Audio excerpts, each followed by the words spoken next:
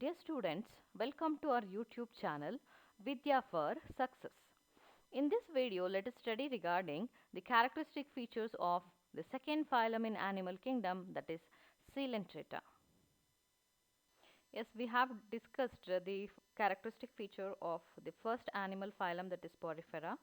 So the next phylum we have here is Coelenterata. So Coelenterata is the second phylum in the animal kingdom. So as we move from one phylum to the another phylum, the complexity of body organization will be get increases. So in the Porifera, we have seen the primitive group of animals where the body shows cellular level of organization. But if we move ahead, the body organization will be get increases, so that here we can see the tissue level of organization in the animal. So where do we find the Coelenterata members? So this is the classic example of a Coelenterata. So this organism is named as Hydra. So where do we find the Coelenterata? So the habitat of these animals are nothing but aquatic. So they are present in water. So most of the species of Coelenterata habitat to marine water. And however, some freshwater species are also there. The best example is Hydra. So Hydra is freshwater Coelenterata. So most of the species are present in marine water. Then again, if you come to the symmetry of the animal, they are showing radial symmetry. So if you look into the diagram of Hydra, we can easily tell the body symmetry, because if you mark the central axis through any of the plane, we can divide the body into two equal halves. So because of this, the organisms are showing radial symmetry. This is one example. So almost all the organisms belong to this phylum showing radial symmetry. Then the body needs support, right? So in some of the organism, the skeleton is composed of calcium carbonate. So the best example we can see in corals. So corals are also the animals, they are belong to this phylum. So these are the corals. So corals are habitat to marine water. So they always live in colonies. That means they live in group. Their own group they form in their habitat. So corals are the best example of colonial Coelenterata. And few members we have in the Coelenterata, they lives in isolated form. So the best example is Hydra. So Hydra lives isolated, and corals are the example of animals, they lives in colonies. So if you look into the body of coral, it looks little hard. It is not flexible like Hydra, because the skeleton in the coral is composed of calcium carbonate. So the calcium carbonate is actually giving rigidity to the body, and also it give proper shape to the animal. Then if you come to the level of organization in the Coelenterata, it is showing tissue level of organization. So that here we can see the uh, proper arrangement of tissue. We have seen in the Porifera, there the animals made out of only cells. Different types of cells will be present in the Porifera for performing function. But here in the Coelenterata, different tissues are arranged in a proper way to take forward all the physiological activity. So, as I told you, when we are moving from one phylum to the another phylum, the organization, the complexity of body will be get increases. Then, these animals are the examples of diploblastic animals. So, what do you mean by this diploblastic? So, diploblastic animals are the group of animals where the embryonic condition shows the presence of two germinal layer, the outer ectoderma and inner endoderma. So, in between the ectoderma and endoderma, mesoglia is present. That means undifferentiated layer we can see, so that the animals are diploblastic animals. Then let us look into the few more examples of animals belong to this Coelenterata category. And before moving to that, these animals, that means the Coelenterata, members of the Coelenteratas, are commonly known as Cnidaria. So this is the another name what we are using for Coelenterata. So why they are called as Cnidaria? So because of the specialized structure what they have in their body, they are named as Cnidaria. So let us discuss about these things in the next slide. So just you understand, Cnidaria is the another name of Coelenterata. So let us have a look into the few more examples of Coelenterata. So the first example is Hydra we have seen. Then one more is sea anemone. So sea anemone is a marine Coelenterata. So very next to the Hydra we have sea anemone. So these two are the examples of animals. They lives isolated. Then one more is Aurelia. This is the Aurelia umbrella shaped Coelenterata. And the fourth one is Pennatula. So this is the Pennatula. Then Physalia. So Physalia, then Pennatula, then Aurelia. These three are marine organisms, marine Coelenterata. Then sea anemone is also example of marine Coelenterata. So here we have only one this thing, freshwater Coelenterata, that is Hydra. So these are all the different examples of Coelenterata what we can see in this phylum. So if you look into their body, they are not appearing in same form, right? So they are appearing in different form. So some are appearing like a free swimming, and some are appearing like mm, uh, isolated, and some are appearing like having many tentacles in their body. So different body forms we can see in different members belong to this category. Yes, let us have a look into the structure of Coelenterata. So as I told you, the Coelenterata members are showing tissue level of organization. So these tissues are meant for performing different function in the animal. So let us take the example of Hydra to understand the structure of Coelenterata. So you can see in the diagram many parts are there in the Hydra. It consists of tentacles, then stinging cells are present on the surface of tentacles, then it have mouth, epidermis, then mesoglea, gastrodermis, then gastrovascular cavity. Then one more thing you have to understand here is gastrodermis is called as endodermis. The another name what we use for gastrodermis is endodermis, and also it consists of food.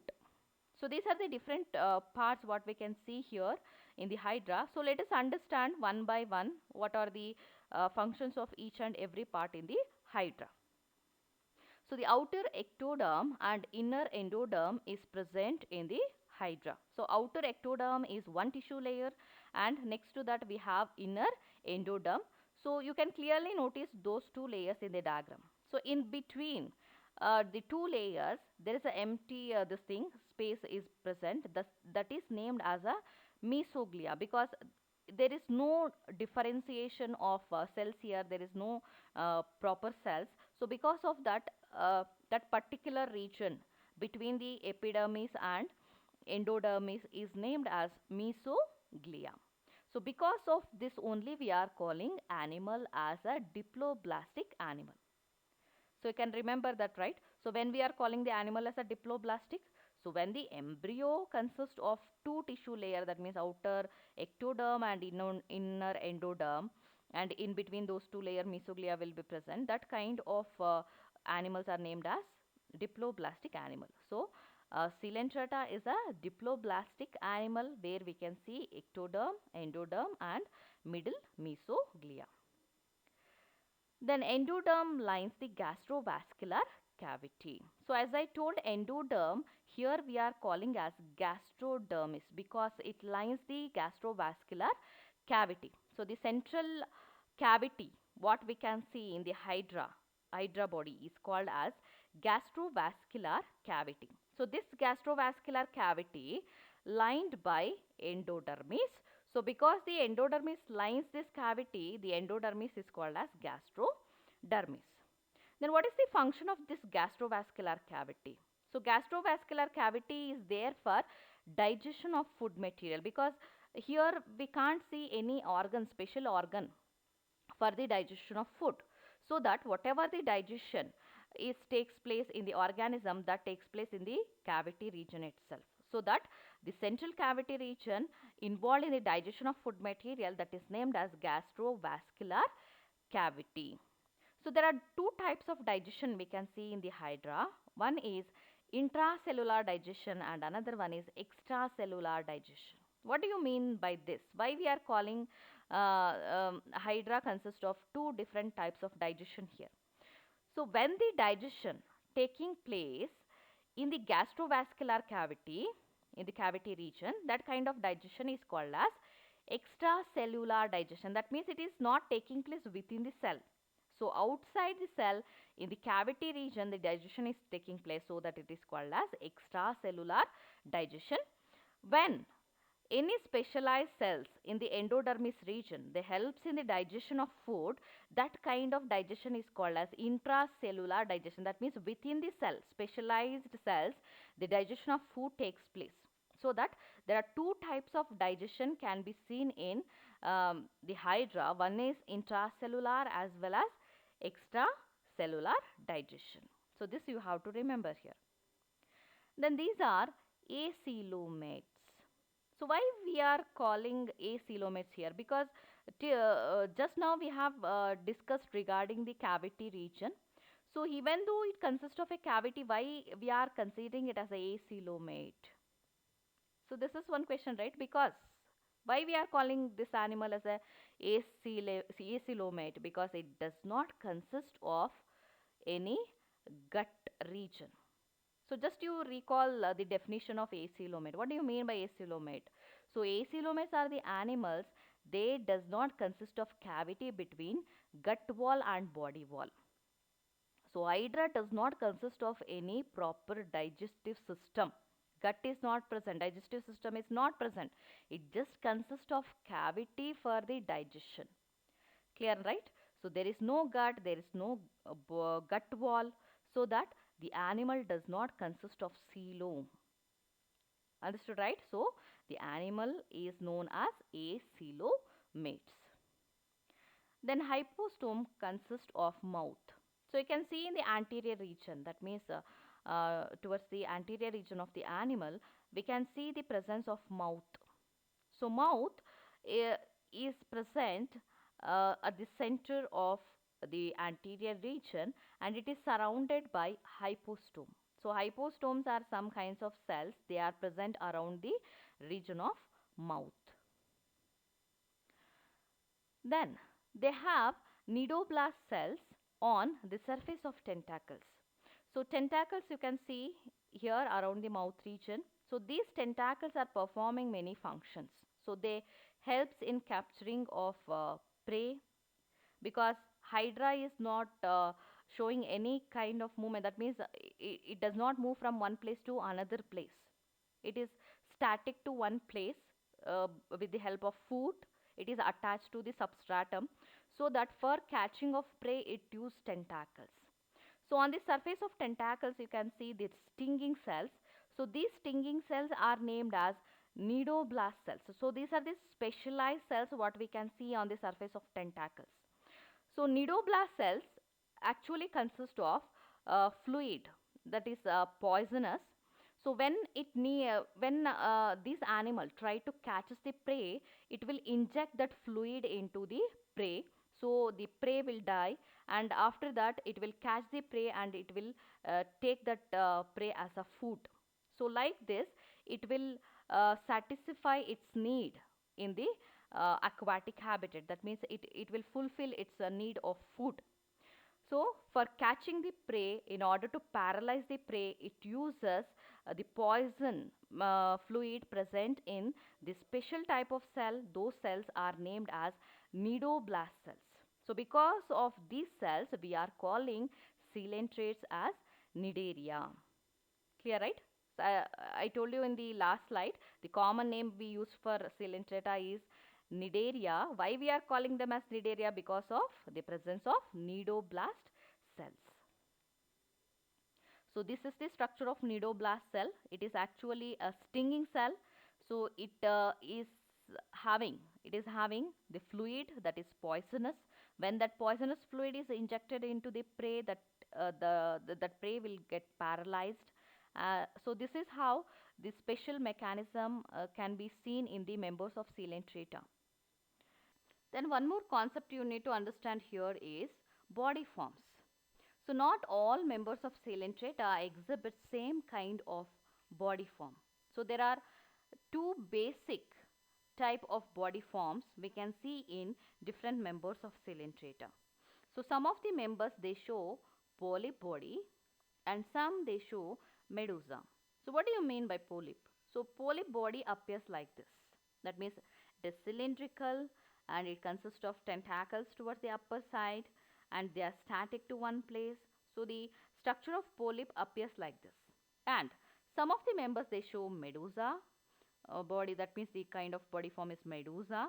So the medusa appears like this, that means it is inverted and it looks like umbrella.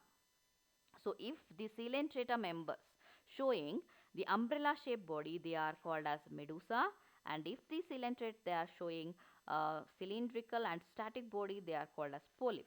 So we have already seen the example of Coelenterata.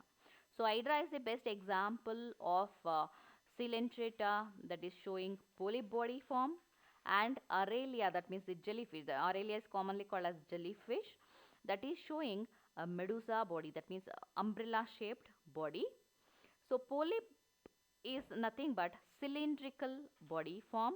That means you can see the outer structure of the body here that looks in cylindrical shape, and medusa shows umbrella shaped body. So you can have a look into the schematic here. The medusa body is more looks like umbrella shaped. Then polyp body is immobile.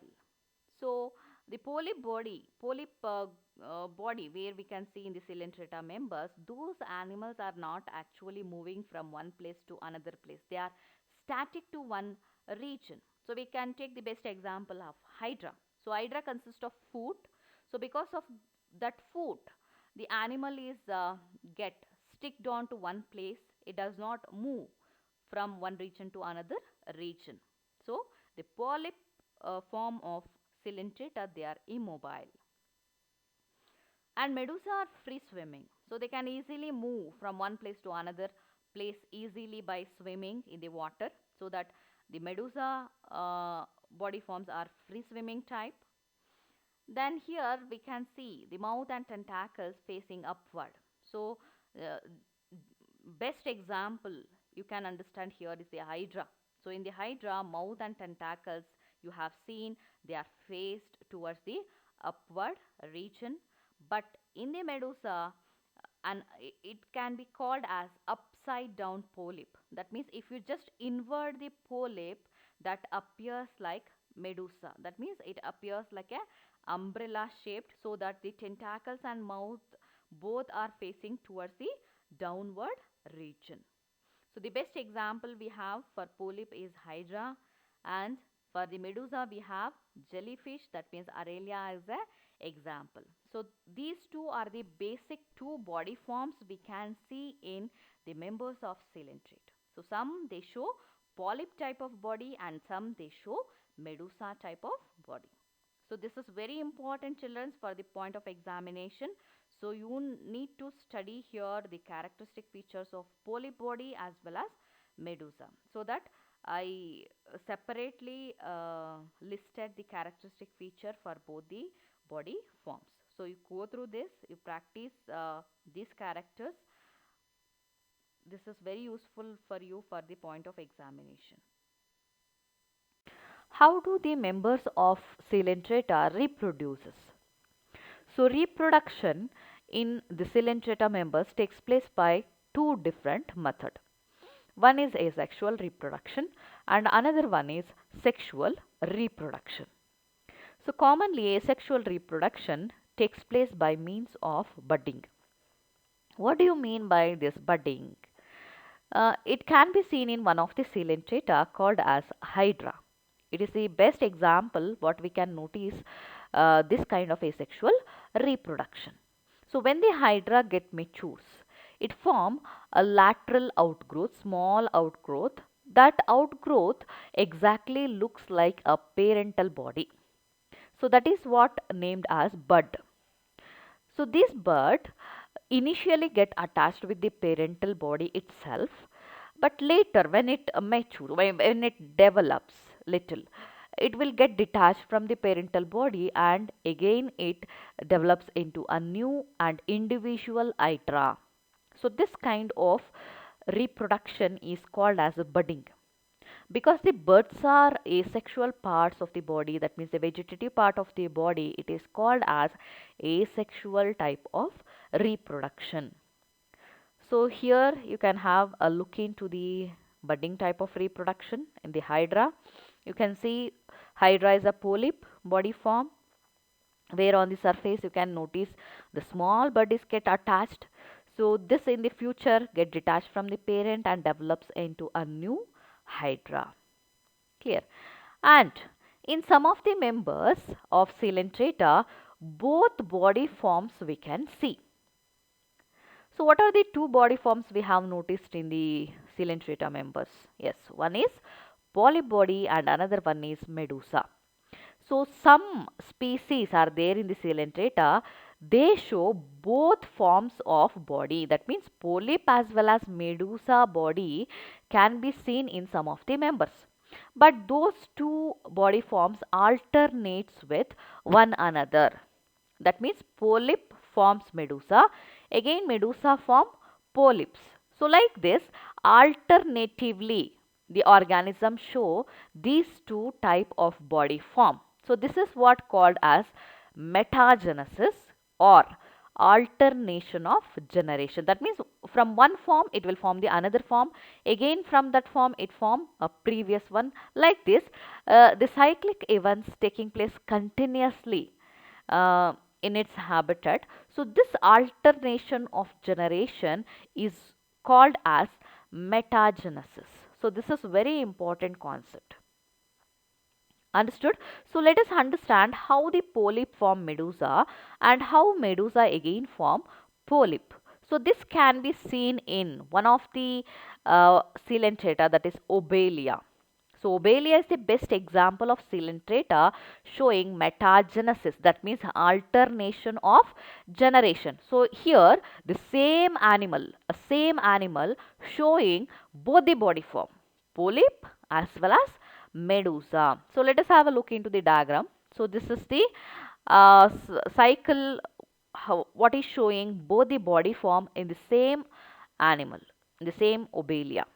So you can notice the main animal is a polyp body, and that polyp parent is going to form a medusa body by asexual type of reproduction. You can clearly observe in the diagram. So the main plant body, by means of asexual reproduction, it is forming medusa. Medusa is nothing but what? Free swimming type of animal.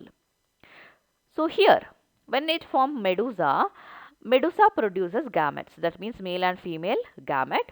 So those two gametes fuses together and it forms zygote, and in the future again it form a polyp body. Polyp is nothing but sessile and it is get attached with the substratum. So that polyp body again by sexual reproduction form medusa. So like this, two this thing body forms can be shown by a single animal. So this is what called as metagenesis or alternation of generation. Understood? So I'll repeat once again. The polyp body in case of alternation of generation forms medusa by asexual type of reproduction, and medusa form polyp again by means of sexual reproduction. So this is what called as alternation of generation or metagenesis. So this can be seen in which animal? That is Obelia. Understood, children? So these are all the characteristic features of the animals comes under the Coelenterata phylum. I hope you all understood about the today's concept.